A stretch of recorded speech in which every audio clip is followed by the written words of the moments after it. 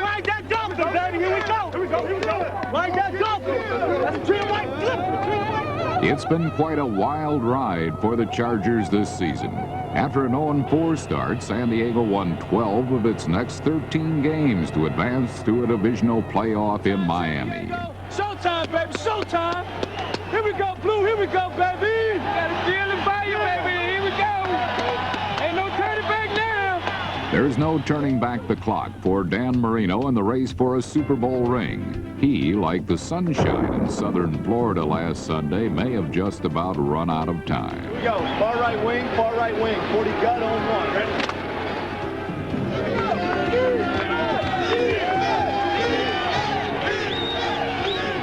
Here's Humphries, deep drop. He has time. He floats a long pass. It is knocked away out of the hands of Nate Lewis by an observant Troy Vincent. Momentum in playoff games often shifts on one big defensive play. Marino knew that in games like this, every pass had to be right on the money. Youngster Stan Humphries was about to learn that lesson. Fires deep across the middle, intercepted by Vincent at the 50. He's grabbed by one leg and gets down at the 48-yard line. One strength of a championship team is the ability to capitalize on a turnover. The Dolphins soon displayed their muscle. Inside the one. Rockets eye left eye, 35 switch. Well, let's see what they come up with now. Here's the play fake. Marino swings a pass, caught by Page for a touchdown. What's the old saying? When it rains, it pours. For the Chargers, bad luck came down in buckets. 6 seconds to play and a half. Here's Humphrey back to throw. In the pocket, has all day. Fires it. It is off the hands and intercepted by the Dolphins' Troy Vincent. 2 plays later, Miami had its second score. The Dolphins smelling touchdown again. Marino, quick drop. Page deeper, throws for the corner of the end zone. Keith Jackson, touchdown. That is the first touchdown scored by Keith Jackson in the past 7 ball games.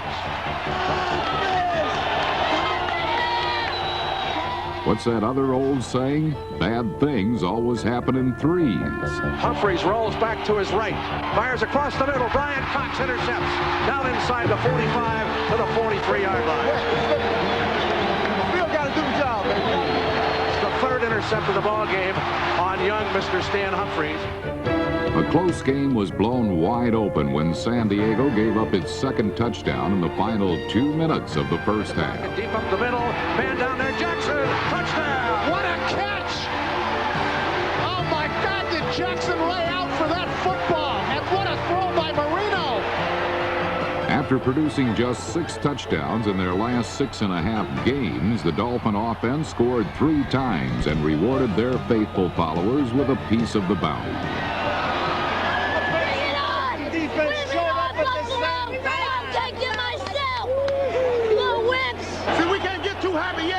Because we know they can come back.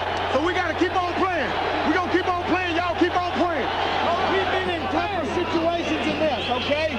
You've been in tougher situations. Keep your poise, play together, keep playing hard. You understand? Have confidence and belief in that. You can make it happen. 1, 2, 3. There would be no lightning comeback for the Chargers as Miami's offense continued to pour it on. Outside, turns the corner, eludes a tackler to 20, 15, 10, down to the 5. He scores! What a run!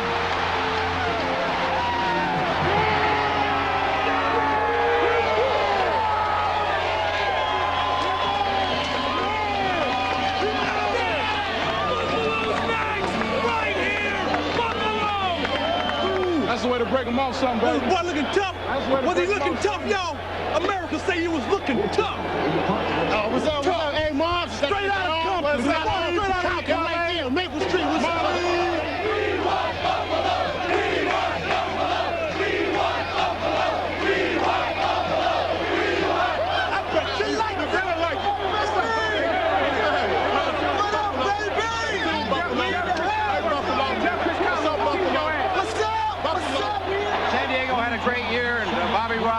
outstanding coaching job. Arnsberger, an outstanding coaching job. But today was our day. Is it easier playing a team that you played twice before? Well, it's never easy against Buffalo. Are you kidding?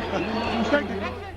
Coach Don Shula is absolutely right. It hasn't been easy against the Bills of late, but it's hard to believe.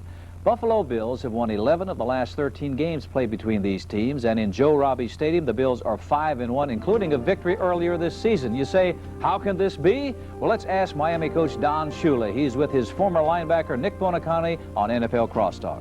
Thank you, Lenny. Coach, I want to talk a little bit about the Miami-Buffalo rivalry. In the 70s, Miami beat Buffalo 20 times in a row. Now, Buffalo has taken 11 of the last 13 ball games. Why do you think that is? Well, I think that the draft is a great equalizer, and they utilized it to build their football team up where we were winning, and we didn't have those high draft choices, and we had some injuries, and we struggled, and we went the way of the Dallas Cowboys and the Raiders and some of the other teams that had been up there, the Pittsburgh Steelers, for a long period of time, and we went to where we were struggling a little bit, and a team like Buffalo, Polian and Marv Levy utilized the draft and built their football team up. Well, talking about the draft, after drafting Troy Vincent and Marco Coleman in the first round, I knew that you thought they would improve the defense, but did you think Vincent and Coleman would be this sensational, and did you think that another rookie, Dwight Hollier, could adequately replace All-Pro John Offerdahl? Well, I think that was probably the one bonus that we got out of it, Hollier coming in, and when John Offerdahl went down, he stepped up and has done a good job for us. But the other two, I was just hoping and praying that they could come in and help us immediately, because when we took them, we knew we had to have immediate defensive help. Don, it's obvious that Louis Oliver had a contrived, premeditated celebration in last week's game. It's something that left me with a bad taste in my mouth. I know you had a meeting with Louis this week. What did you say to him? Well, I just told him that I thought it was overdoing it.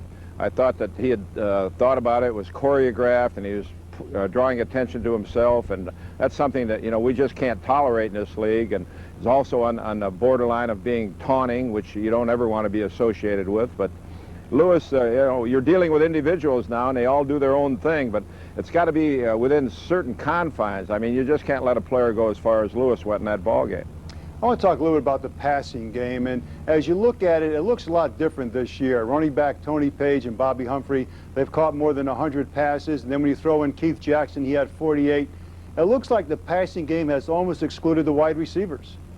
Well, we still are very conscious of the wide receivers, and they're doing a lot now to try to take Keith Jackson away from us and to try to take Bobby Humphrey and Tony Page away from us. And this is giving us some single coverage outside. We got to be able to win out there and go to that single coverage when we start getting those inside coverages. But it's all important to us, and Dan will read and throw to the guy that has the best chance of catching the football. Coach, you know, as you close in on George Halas's record, and maybe retirement is not imminent, but it may be looming, how special is this AFC championship and the possibility of maybe this being your final Super Bowl appearance? Well, it's so hard to get here, as you well know. You know, we had some great years together, but since then we've had some lean years. 85 is the last time we've been in one, and our football team has struggled through some tough periods of time, but now we've got a chance, and this is what gets everybody's adrenaline flowing. Dan Marino also, that he hasn't been in a Super Bowl for a while, and we're all excited about this opportunity, and we hope we can take advantage of it. I'd like to personally, but more just for the success of this team. Coach, good luck this week. You know my heart's with you. Thank you, Nick. Back to you, Lenny. Gentlemen, thank you very much. Isn't that nice? The coach and his former pupil conversing there.